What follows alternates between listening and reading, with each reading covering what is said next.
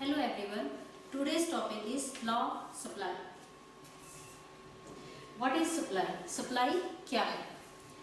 Supply refers to the quantity of a commodity. किसी commodity की ऐसी quantity which producers or sellers are willing to produce or and offer for sale. जो कि producers बनाते हैं या सेल करते हैं, सेल करने की इच्छा रखते हैं at a particular price. एक पर्टिकुलर प्राइस पे जब किसी चीज को कोई प्रोड्यूसर बनाता है या कोई सेलर उसको बेचना चाहता है at in a given market, किसी मार्केट में at a particular period of time, किसी पर्टिकुलर पीरियड ऑफ टाइम में जब कोई व्यक्ति या कोई प्रोड्यूसर या सेलर चीजें बनाता है और उनको बेचने की इच्छा रखता है तो उसको हम बोलते हैं supply. 3 important aspects of supply are, इसके 3 पार्ट हैं सप्लाई के। Supply is a desired quantity. Supply क्या है? डिजायर्ड क्वांटिटी है, एक मतलब जिसकी इच्छा जाहिर की जाए वो एक क्वांटिटी है। Supply is always explain with reference to price. Supply को हमेशा प्राइस के साथ ही इसको एक्सप्लेन किया जा सकता है। Time during which it's offered for sale. Time, एक टाइम क्या होता है जिसमें सेल की जा रही होती है, which offer it it is offered for sale. Supply schedule and supply curve. अब supply schedule क्या है और supply curve क्या है? Supply schedule shows a tabular representation of law supply. Supply schedule क्या है? एक tabular representation है, एक टेबल में इसकी representation है जिसको हम बोलते हैं supply schedule. It presents the different quantities of product. ये क्या present करता है? Different quantities of product. Product की अलग अलग quantities that seller is willing to sell, जो सेलर जो है सेल करने की इच्छा रखता है at a different price level of the that product. उस प्रोडक्ट के डिफरेंट प्राइसेस के ऊपर जब सेलर कोई किसी चीज को बेचने की इच्छा रखता है तो उसको हम बोलते हैं supply schedule. The graphical representation of supply schedule is called supply curve. जब इस सप्लाई शेड्यूल को हम ग्राफिक वे में शो करते हैं तो उसको हम बोलते हैं graphical representation of supply schedule is called supply curve. इसको हम बोलते हैं supply curve. Supply schedule and supply curve are of 2 types. Supply schedule और सप्लाई कर्व जो होते हैं वो 2 तरह के होते हैं। Number 1 individual supply schedule and individual supply curve. सबसे पहला क्या होता है? इंडिविजुअल सप्लाई शेड्यूल और इंडिविजुअल सप्लाई कर्व। और सेकंड है हमारा market supply schedule and market supply curve. मतलब कि पहला है हमारा इंडिविजुअल और दूसरा है हमारा मार्केट से रिलेटेड सप्लाई कर्व और सप्लाई शेड्यूल। ये हमारे पास individual supply schedule and individual supply curve. जैसे कि इंडिविजुअल है ये price of milk per litre जो है हमारे पास 10, 12, 14, 16 दिया हुआ है। क्वांटिटी जो है हमारे पास सप्लाई करने वाली है 10, 15, 20, 25. The refers to supply schedule that represent the different quantities of product supplied by an individual seller at different price. एक इंडिविजुअल सेलर ही इस चीजों को सेल कर रहा है, मतलब और प्राइस देखिए आप ये अलग अलग है, 10 है, 12 है, 14 है, 16 है। और सप्लाई कैसे हो रही है? 10 पे 10 हो रही है, 12 पे 15 हो रही है, 14 पे 20 हो रही है, 16 पे 25 हो रही है। आप देखेंगे इसमें जैसे जैसे प्राइस बढ़ रहा है वैसे वैसे सप्लाई भी बढ़ रही है। इसी चीज को यहाँ पे शो किया गया है। इंडिविजुअल सप्लाई कर्व में एक्स एक्सिस में क्वांटिटी, वाई एक्सिस में है प्राइसेस। ठीक है, प्राइसेस को हम लोगों ने ऐसे लिखा, जैसे ये वाले प्राइस यहाँ पे शो कर दी हमने 10, 12, 14, 16 और क्वांटिटी जो है हमने एक्स एक्सिस में शो कर दी 5, 10, 15, 20, 25। और इसी तरह से सप्लाई कर्व जो बना वो upward from left to right. The supply curve is showing a straight line and upward slope. वही चीज बोली हुई है इसमें कि सप्लाई कर्व जो है वो स्ट्रेट लाइन है एंड अपवर्ड स्लोप, एक ऊपर को जाती हुई लाइन है। This implies that the supply of a product increases with the increase in the price of a product. मतलब कि सप्लाई कैसे बढ़ती है? जब किसी प्रोडक्ट का प्राइस बढ़ रहा है तो सप्लाई भी बढ़ रही है। यही कारण है कि सप्लाई कर्व है वो अपवर्ड होता है from left to right.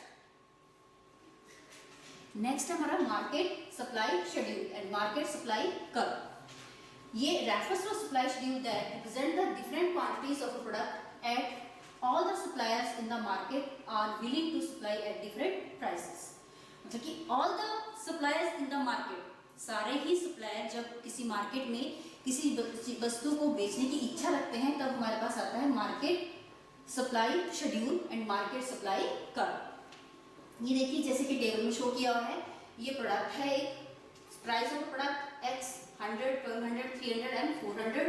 Individual supply curve A की, बी की और सी की। ए की के 750, बी की 500, सी की 450 और ये सप्लाई मार्केट सप्लाई में क्या आ गया, ये इन तीनों को ऐड करके 1700। ठीक है, इसी तरह से यहाँ पे जब प्राइस वस्तु का प्राइस है 400 तो ए की सप्लाई है 1000, बी की है 900, सी की है 700 और जो मार्केट सप्लाई बनी हमारी वो 2600। इसी चीज को यहाँ पे शो किया गया है। यहाँ पे प्राइस ये देखिए एक्स एक्सिस, वाई एक्सिस में प्राइस 100, 200, 300 एंड 400 और एक्स एक्सिस में हमारे क्वांटिटी सप्लाई, मतलब कि मार्केट सारी मार्केट की जो सप्लाई है ए प्लस बी प्लस सी, इन तीनों की जो सप्लाई हुई मार्केट में वो यहाँ पे एक्स एक्सिस में शो की गई है। जो कि हमारा सप्लाई कर्व कैसे बना, 100 पे 1700, 200 पे 1950, 300 पे 2300 और 400 पे 2600 और सप्लाई कर्व फिर हमारा वैसे ही बना स्लो अपवर्ड। ठीक है, from left to right. Market supply curve also represents the direct relationship between the quantity supplied and price of a product. वही बात बोली गई है कि मार्केट सप्लाई कर्व जो है वो ये भी शो करता है डायरेक्ट रिलेशनशिप, किस किस के बीच में direct relationship, between the quantity supplied and price of a product. Supply कितनी हो रही है प्रोडक्ट की और उसमें प्राइस के प्रोडक्ट में ये है क्या शो करता है, ये डायरेक्ट रिलेशनशिप। सप्लाई फंक्शन और डिटर्मिनेंट्स ऑफ सप्लाई, मतलब कि सप्लाई को फैक्टर इफेक्टिंग जिसको हम बोलते हैं कि सप्लाई को कौन कौन से तत्व जो वो इफेक्ट कर रहे हैं। ठीक है, तो supply function studies the functional relationship between supply of a commodity and its various determinants. ये क्या है, बताता है supply function studies the functional relationship. Functional relationship बताता है किस किस के बीच में, supply of a commodity, commodity की supply and its various determinants, इसके वेरियस जो भी डिटर्मिनेंट्स है उसके बीच में इसको संबंध को ये बताता है। एसएक्स मतलब कि supply of X goods, X को क्या माना गया है, good X is equal to function of P X, P R, N F, G, P F, T, E X, G. ठीक है, जिसमें कि एसएक्स क्या है हमारे पास, supply of a commodity, Px है price of the commodity, Pr है price of the related goods, Nf है हमारा नंबर ऑफ फॉर्म्स, G है goal of the firm, Pf है price of factor of production, T है technology, Ex है हमारे पास expected future price and Gp है हमारा गवर्नमेंट पॉलिसी। ये सारे फैक्टर जो है वो किसी भी वस्तु की, किसी भी प्रोडक्ट की सप्लाई को इफेक्ट करते हैं। सबसे पहले है हमारे पास price of commodity. There is a direct relationship between price of a commodity and its quantity supply. Direct relationship होता है किस किस के बीच में, price of a commodity किसी वस्तु के प्राइस में और इसकी सप्लाई में। When price increases, जब प्राइस इंक्रीज होता है, supply also increases, सप्लाई भी बढ़ती है because it motivates the firm to supply more in order to get more profit। क्योंकि जब प्राइस बढ़ रहा है तो कंपनी फर्म को क्या मोटिवेट किया जाता है कि अगर ज्यादा प्रॉफिट कमाना है तो ज्यादा वो सप्लाई करे। When price decreases, जब प्राइस घट रहे हैं, smaller quantity will be supply, supply कम होगी। एज प्रॉफिट डिक्रीजेस, जैसे जैसे प्रॉफिट डिक्रीज, इससे क्या होता है, प्रॉफिट डिक्रीज होता है। सेकेंड हमारे पास प्राइस ऑफ रिलेटेड गुड्स, ये भी सप्लाई को इफेक्ट करता है। Producers always have the tendency of shifting from the production of one commodity to another commodity। Producer क्या करता है, हमेशा इसी टेंडेंसी में रहता है कि जो एक वस्तु की प्रोडक्शन से वो दूसरी वस्तु की प्रोडक्शन की ओर जाता है। If the prices of another commodity increases, अगर किसी अन्य वस्तु के प्राइस इंक्रीज हो रहे हैं, specially substitute goods, substitute goods के जैसे उसमें से अगर किसी एक वस्तु का प्राइस बढ़ रहा है, producers will find it more profitable. उसको प्रोड्यूसर क्या उसको यही सोच के ज़्यादा प्रोड्यूस करेगा कि ये ज़्यादा प्रॉफिट देने वाली चीज़ है। produce that commodity by reducing the production of existing commodity. जो existing commodity है उसकी प्रोडक्शन को कम कर देगा और substitute good की जो प्रोडक्शन है उसको ज़्यादा कर देगा.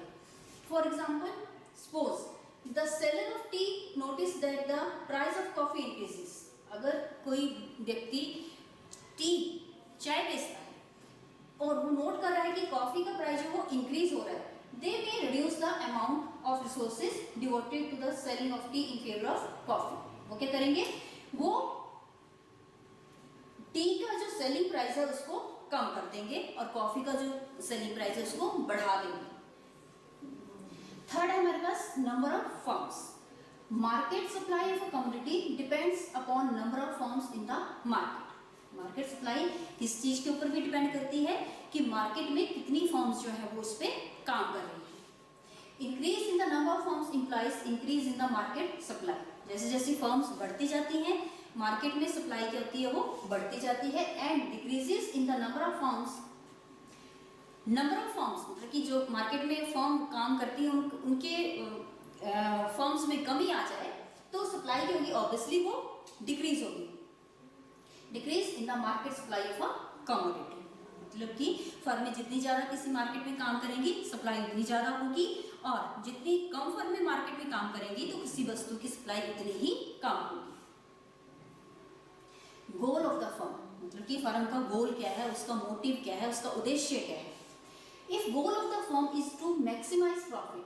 अगर किसी फर्म का एक्चुअल में बिजनेस में गोल ही होता है कि ज़्यादा से ज़्यादा क्या करना, प्रॉफिट कमाना. If goal of the firm is maximise profit, profit को ज़्यादा कमाना है, more quantity of the commodity will be offered at a higher price. ज़्यादा क्वांटिटी को वो ऑफर करेंगे हायर प्राइस के ऊपर.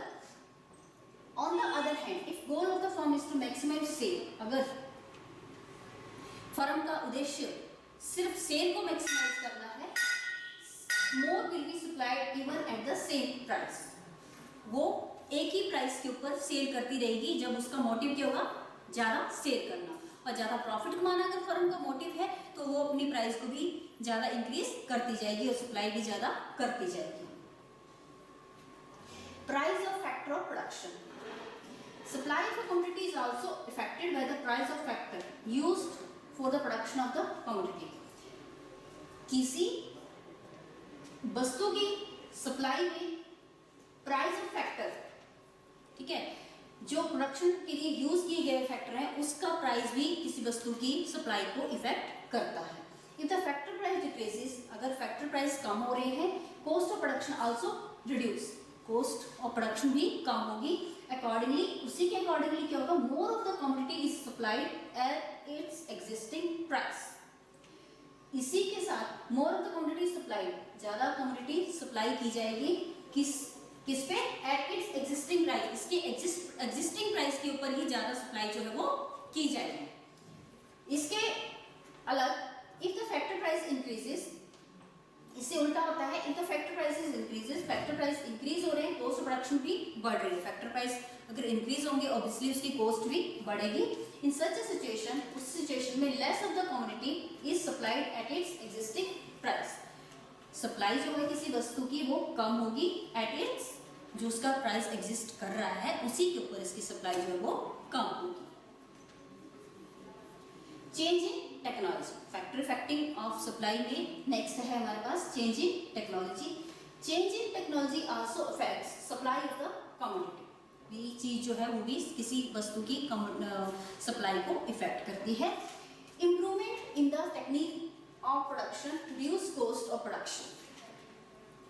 जैसे जैसे टेक्निक बढ़ती जाती है कॉस्ट ऑफ प्रोडक्शन क्या होता है वो घटती जाती है. ये देखो ये बताया गया यहाँ पे, improve in the technique of the production, reduce कम करती है किस चीज को, कॉस्ट ऑफ प्रोडक्शन को.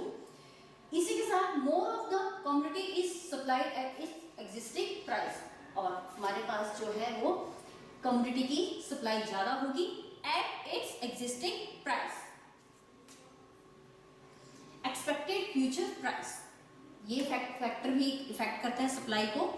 If the producer expects price of the commodity to rise in the near future, अगर प्रोड्यूसर को लगता है कि जो प्राइस ऑफ द कमोडिटी है वो आने वाले फ्यूचर में बढ़ रहा है, rise, current supply of the community will reduce, उसकी सप्लाई जो करंट सप्लाई है वो उसको वो कम कर देगा। क्यों?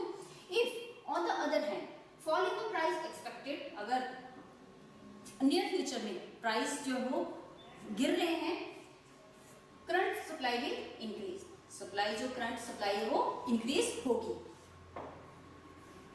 नेक्स्ट है हमारे पास law of supply. Law of supply क्या बोलता है?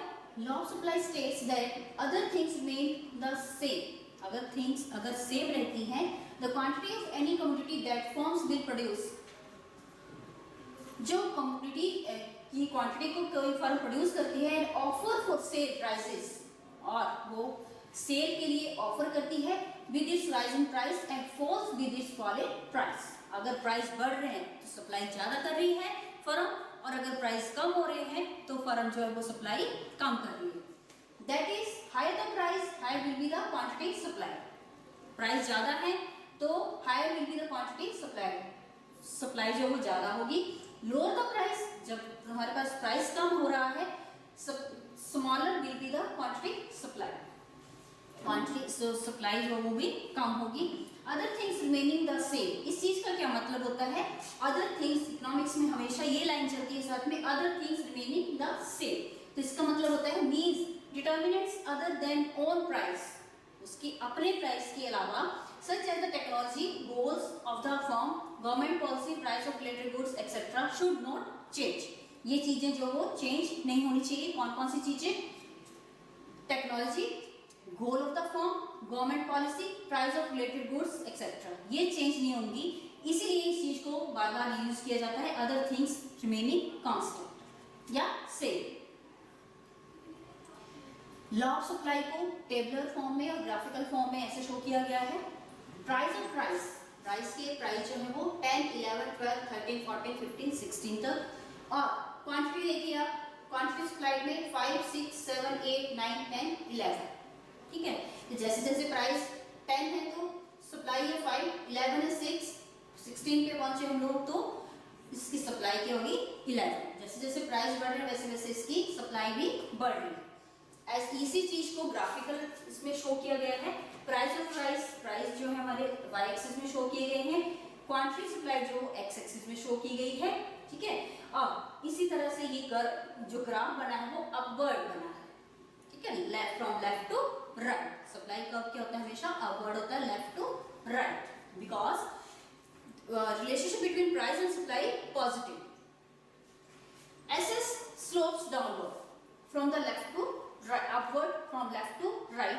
जो ये चीज बोली हुई है इसमें कि एसएस सप्लाई कर्व जो है वो slopes upward from left to right. It shows positive relationship between price of the commodity and its quantity supply। वही चीज है, ये क्या शो करता है सप्लाई का? पॉजिटिव रिलेशनशिप बिटवीन, ठीक है, positive relationship between price of the commodity और क्वांटिटी ऑफ द सप्लाई में पॉजिटिव रिलेशनशिप है, ये पॉजिटिव रिलेशनशिप है, ये भी बढ़ रहा है, ये भी बढ़ रहा है, तो इसको हम बोलेंगे positive relationship. At price rises quantity supply also rises, जैसे जैसे प्राइस बढ़ रहे हैं क्वांटिटी जो है वो सप्लाई वो भी बढ़ रही है। Assumptions of the law of supply, मान्यताएं क्या हैं लॉ ऑफ सप्लाई की? अजम्पशंस क्या है? Number 1, there is no change in the prices of the factor of production. Factor of production में, फैक्टर ऑफ प्रोडक्शन क्या होता है? लैंड, लेबर, कैपिटल, ठीक है, उसमें कोई चेंज नहीं आएगा। There is no change in the technique of production, जो हम प्रोडक्शन की टेक्निक यूज कर रहे हैं उसमें भी कोई चेंज नहीं आएगा। Third, there is no change in the goal of firm, firm के गोल में कोई चेंज नहीं आएगा। गोल मतलब कि उद्देश्य, फर्म का मोटिव क्या है। There is no change in the prices of related goods, related goods की प्राइसेस में कोई चेंज नहीं आएगा। Producers not expect change in the price of the commodity in near future, जो प्रोड्यूसर है उनको कोई एक्सपेक्टेशन नहीं होती है कि जो प्राइस ऑफ कमोडिटी है वो आने वाले फ्यूचर में वो कम हो रहा है या ज्यादा। Exceptions of the law of supply, exceptions मतलब इसके अपवाद, इससे उल्टा कब हो सकता है? The law of supply does not apply strictly और टू एग्रीकल्चरल प्रोडक्ट, ठीक है, law of supply agricultural product के ऊपर कभी अप्लाई नहीं होता है। Whose supply is governed by natural factors, ठीक है, इस चीज को समझिए। The law of supply does not apply strictly on agriculture product. क्यों? whose supply is governed by natural factors। Natural factors के द्वारा जब किसी चीज की सप्लाई को गवर्न कंट्रोल किया जाएगा तो वो वहां पे लॉ ऑफ सप्लाई जो है वो काम नहीं करेगी। If due to natural calamities, natural जो कुदरती जो चीजें होती हैं उनके अकॉर्डिंग, उनके कारण there is fall in the production of the wheat. अगर व्हीट गेहूं के प्रोडक्शन में कमी आती है then its supply will not increase, उसकी सप्लाई जो वो नहीं इंक्रीज की जा सकती। हाउएवर हाई द प्राइस में भी, जितना मर्जी प्राइस बढ़ा लो, अगर व्हीट की उत्पादन ही नहीं हुआ है तो उसका कोई सप्लाई हम लोग, उसकी पूर्ति हम लोग नहीं कर सकते। Supply of goods having social distinction, supply of goods having social distinction will remain limited even if their price tends to rise। Third हमारे पास seller may be willing to sell more units of a perishable commodity at a lower price। जो seller है वो कम rate पर भी जो perishable goods है हमारी, ठीक है, जो जल्दी खराब हो जाने वाली चीजें हैं, जो ये सेलर है उसको वो ज्यादा से ज्यादा निकालना चाहेगा एट लोअर प्राइस। थोड़े से थोड़े प्राइस में भी वो ज्यादा से ज्यादा सप्लाई कर देगा किन गुड्स की? पेरिशेबल गुड्स की। तो वहां पे लॉ ऑफ सप्लाई जो वो काम नहीं करेगा। तो ये इसकी एक्सेप्शंस है, अपवाद है। Buy more of the goods is sold when its price increases or why demand curve slopes upward। मतलब कि जब वस्तुएं buy more of the goods is sold when its price increases, उसका प्राइस जब बढ़ रहा है तो ज्यादा वस्तुएं क्यों बेची जाती हैं। और why does demand curve slopes upward, demand curve होता है डाउनवर्ड हमेशा, ठीक है, फ्रॉम राइट टू लेफ्ट। ये बोल रहे कि डिमांड कर्व अपवर्ड क्यों होता है? इसका कारण है the level of price determines profit. जो प्राइस का लेवल है वो डिटर्मिनेट कौन करता है? Profit. Higher the price higher profit, higher price होगा हायर प्रॉफिट होगा एंड वाइस वर्सा। और उससे लोअर प्राइस होगा तो लोअर मतलब लॉस होगा। So higher the price the greater the incentives of the producer to produce and supply more in the market, other things may say। Positive slope of the supply curve is also caused by the rise in the cost of production। कब होगा ये? जब cost of production बढ़ जाएंगी तो उसमें क्या होगा? पॉजिटिव स्लोप ऑफ सप्लाई हो जाएगा। Usually cost of production increases with increase in production. जो कॉस्ट ऑफ प्रोडक्शन है वो बढ़ रही है। In this situation a producer will produce and sell more units only at a higher price। Third is that the rise in price also motivates other producers to produce this commodity so as to earn higher profit। Change in the quantity supplied or extension and contraction of supply or movements along the supply curve, ठीक है। तो increase in quantity supply for commodity due to rise in price is called extension of supply। जबकि जब increase in quantity supply commodity due to rise in price, price के बढ़ने से जब supply में बढ़ोतरी आती है तो उसको बोलते हैं extension of supply। and decrease in quantity supply, जब किसी वस्तु की सप्लाई में डिक्रीज होता है मतलब कमी आती है due to fall in price, उसके प्राइस के फॉल होने से, तो उसको बोलते हैं कॉन्ट्रैक्शन ऑफ सप्लाई। तो एक्सटेंशन ऑफ सप्लाई कहते हैं जब इंक्रीज होने से बढ़ती है, और जब प्राइस घटते हुए सप्लाई कम हो जाती है तो उसको बोलते हैं कॉन्ट्रैक्शन ऑफ सप्लाई। ये इसका कर्व है। क्वांटिटी सप्लाइड यहाँ पे एक्स एक्सिस में, प्राइस वाई एक्सिस में। पी है तुम्हारे पास क्वांटिटी क्यू है, P1 प्राइस हो गया तुम्हारे पास क्वांटिटी आ गई Q1। P2 प्राइस लो हो गया तो ये क्वांटिटी आ गई मेरे पास Q2, ठीक है। सप्लाई का वैसे ही बनेगा upward from left to right. और ये जो चीज है, ये जो इसमें कमी आई ये कॉन्ट्रैक्शन ऑफ सप्लाई, और ये जो इसमें बढ़ोतरी हुई एक्सपेंशन ऑफ इन सप्लाई। इसके साथ है चेंज इन क्वांटिटी सप्लाई और एक्सटेंशन, चेंज इन सप्लाई और increase and decrease in supply. पहले एक्सटेंशन एंड कॉन्ट्रैक्शन था, अब है increase and decrease in supply. Increase in supply occurs when more is supplied at the existing price। एक ही price के ऊपर जब ज्यादा सप्लाई कर दी जाती है तो उसको हम बोलते हैं डिक्रीज इंक्रीज इन सप्लाई। और डिक्रीज इन सप्लाई कब होती है? जब less is supplied at the existing price. एक ही प्राइस के ऊपर जब कम सप्लाई होती है तो उसको हम बोलते हैं decrease in supply.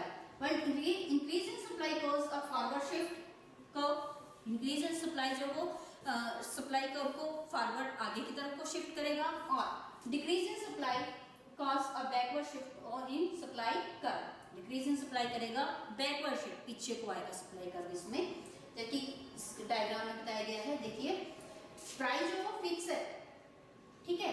Supply curve जो है वो हमारा पहले ये था P पे SS, फिर S1 फिक्स एक ही प्राइस पे अलग अलग, अगर सप्लाई बढ़ रही है तो S1 घट रही है तो S2, ठीक है। तो ये हमारी आई, ये जो S1 SS कर्व से S1 कर्व आया, ये जो हमारा बना ये हमारा इंक्रीज इन सप्लाई है, और ये जो कम हुई हमारी ये हमारी आई डिक्रीज इन सप्लाई। तो GE जो है वो हमारे पास डिक्रीज इन सप्लाई है, और EF जो हमारे पास इंक्रीज इन सप्लाई है। नेक्स्ट हमारे पास elasticity of supply. Elasticity of supply क्या है? The law of supply indicate the direction of change. Law of supply क्या बोलता है? इंडिकेट बताता है the direction of change, change की डायरेक्शन को। If price goes up, price बढ़ रहा है, सप्लाई विल इंक्रीजेस, सप्लाई क्या है? इंक्रीज हो रही है। But how much supply will increase rise in respond to increase in price. मतलब कि प्राइस कितना बढ़ रहा है, सप्लाई कितनी बढ़ रही है, उसके रिलेशनशिप को क्या बताती है चीज? Elasticity of supply. और ये चीज है वो लॉ ऑफ सप्लाई से can not be known from the law of supply. Law of supply से ये चीज को जो है वो समझा नहीं जा सकता, ठीक है। इस चीज के लिए क्या चीज आई फिर? Elasticity of supply. To quantify such change we require the concept of elasticity of supply. इस चेंज बस प्राइस के और सप्लाई के बीच में, प्राइस के घटने बढ़ने से सप्लाई में कितना चेंज आया, उस चीज को जानने के लिए द क्वांटिफाई सच चेंज, इस चेंज को जानने के लिए we require the concept of elasticity of supply, ठीक है। तो हमें किस चीज की जरूरत पड़ी? इलास्टिसिटी ऑफ सप्लाई की, that measures the extent of quantity supplied in response to change in price. ये चीज क्या मापती है कि प्राइस में कितना फर्क आने से हमारे पास सप्लाई में कितना चेंज है। नेक्स्ट हमारे पास elasticity of supply measure the degree of responsiveness of quantity supply to a change in on price of the commodity. Elasticity of supply क्या बताता है? द डिग्री ऑफ रिस्पॉन्सिवनेस, किस चीज के लिए रिस्पॉन्स? की प्राइस में, वस्तु के अपने प्राइस में चेंज आने से क्वांटिटी सप्लाई में कितना चेंज आया, वो चीज हमें कौन सी चीज बताती है हम लोगों को? Elasticity of supply. It is also defined as the percentage change in quantity supply divided by percentage change in price. इसको हम इस तरह से डिफाइन कर सकते हैं कि percentage change in quantity supply divided by percentage change in price. It can be calculated by using the following formula. इस चीज से भी, इस फार्मूले के द्वारा भी इसको जाना जा सकता है। ES is equal to percentage change in quantity supply divided by percentage change in price. Symbolically कैसे होता है ये? ES is equal to change in Q upon change in P multiply by P upon Q। Types of elasticity of supply. कितनी types हैं इसकी elasticity of supply की? Number 1 है elastic supply, ES is greater than 1।